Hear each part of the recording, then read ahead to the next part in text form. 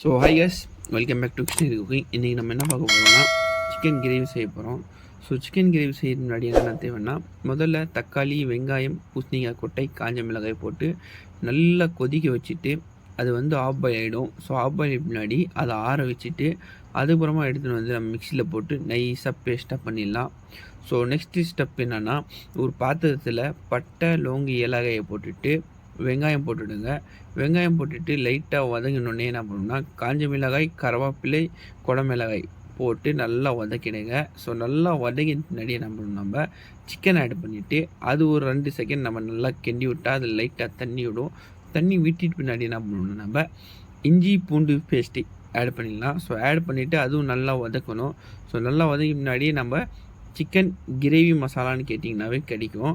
So chicken gravy masala வாங்கிட்டு வந்து அது போட்டு நல்லா வதக்கிடலாம். ஸோ நல்லா வதக்கி முன்னாடி தயிர் ஆட் பண்ணிடலாம். தயிர் ஆட் பண்ணிவிட்டு இப்போ வந்து நல்லா ஒரு 5லேருந்து 10 நிமிஷம் வந்து நல்லா கொதி வரணும். ஸோ நல்லா கொதி வந்த பின்னாடி சில்லி சாஸ், அப்புறமா டொமேட்டோ சாஸ், ஸோ இது வந்து போட்டு இன்னும் கொஞ்சம் நேரம் ஒரு 5 நிமிஷம் வந்து நம்ம நல்லா வதக்கலாம். ஸோ நல்லா வதக்கி முன்னாடி என்ன பண்ணணும்னா, நம்ம செஞ்சு வச்சோம் இல்லையா, ஃபஸ்ட்டே நம்ம அந்த கிரேவியில் அப்புறமா கொஞ்சோண்டு சாட் மசாலா போட்டுருக்குறோம். ஸோ இந்த நம்ம ஃபஸ்ட்டு நம்ம மிக்சியில் ஆட்டினோம் இல்லையா, பேஸ்ட் பண்ண இல்லையா, தக்காளி, வெங்காயம், அப்புறம் பூசணிக்காய் கொட்டை, காஞ்ச மிளகாய், ஸோ இதோட பேஸ்ட் எடுத்துன்னு வந்து இப்போ நம்ம ஆட் பண்ணிடலாம். இப்போ ஆட் பண்ணிவிட்டு என்ன பண்ணணும், நம்ம நல்லா இப்போ ஒரு கொதி வர வரைக்கும் வெயிட் பண்ணணும். ஸோ கொதி வந்தோடனே என்ன பண்ணணும்னா, கீழே இறக்கி வச்சுட்டா நம்ம கிரேவி ரெடிங்க. இந்த வீடியோ உங்களுக்கு பிடிச்சிருந்தால் லைக், ஷேர் கண்டிப்பாக பண்ணுங்கள். Tata bye, see you.